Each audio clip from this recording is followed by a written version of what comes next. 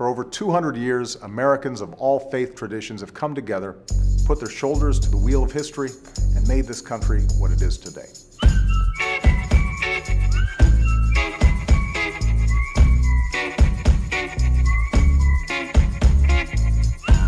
I know that an act of service can unite people of all faiths, or even no faith, around a common purpose of helping those in need. I wanted love, I needed love, most of all. Someone said true love was dead, and I found a... That's why, through the White House Office of Faith-Based and Neighborhood Partnerships, we're launching the President's Interfaith Service Challenge for college campuses and the neighborhoods that surround them. Yeah. Take my badge, but my... But one thing's clear.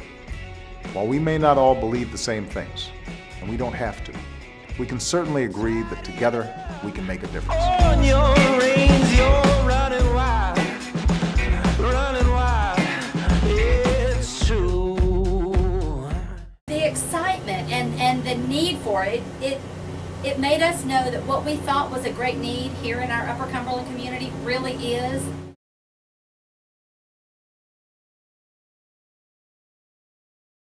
As the director of United Way, United Way does a lot of touching on most of the current events, volunteer events, disaster events that go on in the community, and we just felt like it would be a perfect tie-in.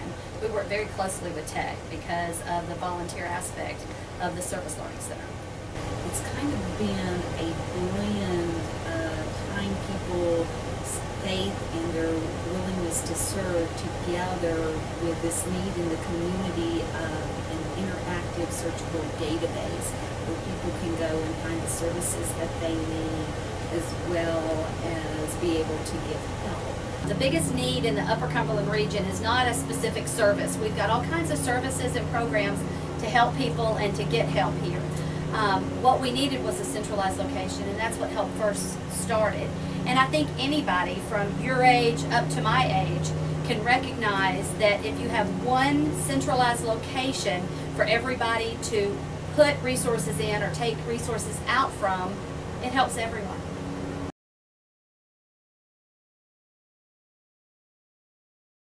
Really seeing the good in the project, has definitely affected me. I think that it's great to see a large, diverse group of people coming together to make this project happen, and also it's whether you need to get help or you've got help to give. This website literally lets you come together and let those people intermingle, because we have a saying in the web design world that if you could have the best website in the world but nobody knows about it, nobody sees it, well, what good is it? Well, the same thing I think is true for people that want to volunteer or people that need help. It's just a really great thing to be able to put people together that have common interests. Some people have help to give, other people need help. Well, this website, really creates a common communication tool where these people can come together. And being able to, one, of course, set that up, and then also see it flourish, that it really does definitely affects me in a positive way. Our kickoff event this year for the Interfaith Service at Tech initiative was Mix It Up at Lunch Day. Mix It Up at Lunch Day is a project of the Teaching Tolerance Unit of the Southern Poverty Law Center. And we've done this on campus for several years, and we've always had a different theme. And this year we brought an interfaith theme to Mix It Up at Lunch Day. And basically it's an event where students from all over campus, in addition to community members that aren't a part of the Tech community, can come together, have lunch. Usually it's a very diverse lunch, so we get to taste food from different backgrounds. And they come together and talk to people that maybe they wouldn't otherwise talk to. And to see 400 students in one room that may not ever be in the same room again as part of this initiative has been just huge for me. This is exciting for me. And I hope it kind of gives a shot in the arm to faith-based communities, not just the Christian community, but all faith-based communities, to let's get up and ignite and move and do more than what we're doing now. We love young people like yourselves reaching in and going, why are you trying to do it that way? Why don't we try this? I love fresh ideas. Not everybody's open to it. We are. You know, we see it grow, and we've seen it go in directions we probably didn't think it would, and parts have not caught on that we think would. We had thought it would go one direction, and it's really not. But we're fine with that, because everybody in their diversity, in their interfaiths, putting a little bit into it, it is growing, it's getting bigger, and everybody feels like they're a part of it, which is going to make it continue. For me, the biggest impact has been seeing all the different students come together. They come from different backgrounds, whether it's racial backgrounds, ethnic backgrounds, socioeconomic backgrounds, and this year we brought faith, a diversity of faith backgrounds. And seeing these students, not only the student leaders of student organizations come together, but also the students themselves. I mean, in events where we'd have 300 to 400 students come and sit and get to know people that are unlike themselves, and learn that really we all put our pants on one leg at a time has been the biggest thing for me. And the diversity of it all. I think the diversity is what first, when we sat down and started talking about the interfaith, we thought, you know, diversity, everybody needs help sometimes, and most people want to give help sometimes. It's a diverse concept. One of the things that I first noticed when I got to Tennessee is that Tennessee is what people call the Bible Belt. And so when a person talks about religion, they tend to assume you mean Christian, like Christian is the only religion.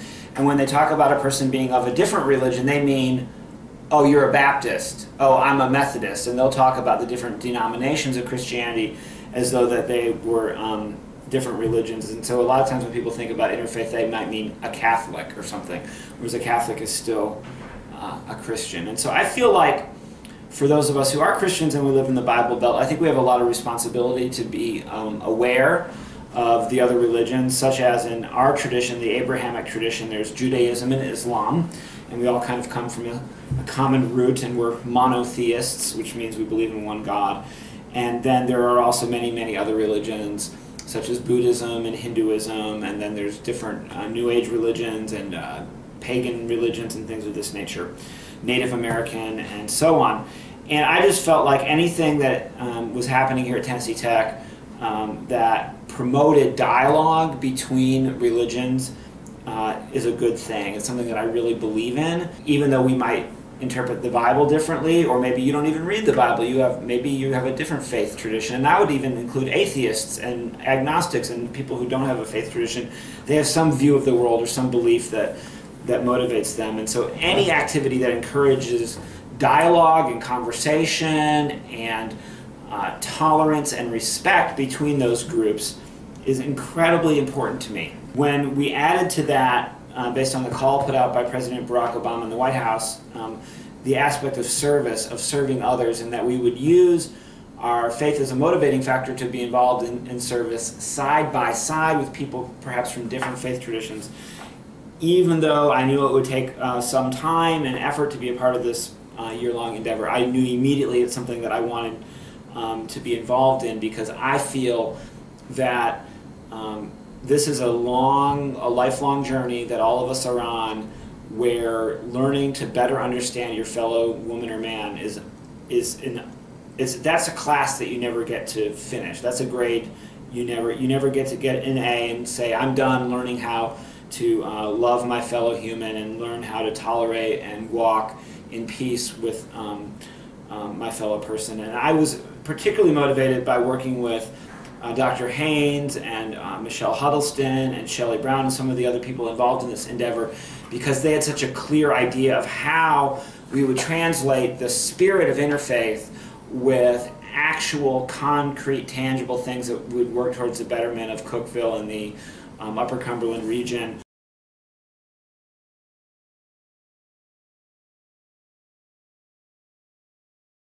Due to all the students that are getting involved in the project, the Help First website, We've had a lot of response from the community. We've probably gained, 60 to 70 community partners that are now using the website because our students are getting together and making these phone calls and giving them the opportunity to be involved.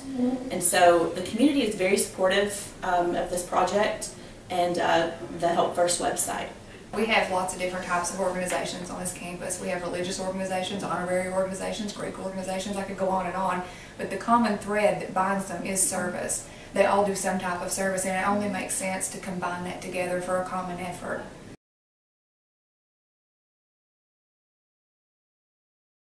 It was really awesome to see the community come together and just work on this project with us so easily. Like, there's no hesitation from people. They just got involved, and I thought that was awesome that professors, other students, random people from the community just decided when they heard about this that they wanted to get involved with us. It really just opened my eyes to see what could be done and what was already being done.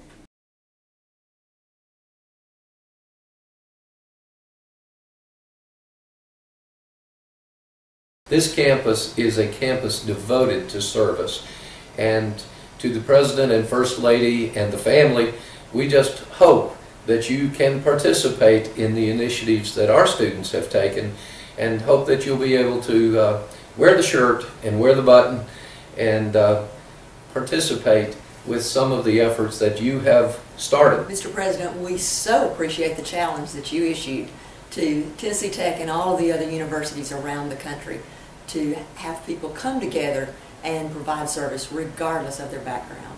The Interfaith project is one that we've been so excited about, and we would ask that you wear your purple pride and your t-shirt and your ISAT button and help us promote our project that we're doing in response to your call for service. And again, we so appreciate the leadership you're providing for the country and asking people to come together and provide service regardless of their background. Living just to keep going, going just to be sane.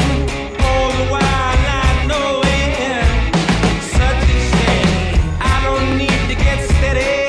I know just how I feel, telling you to be.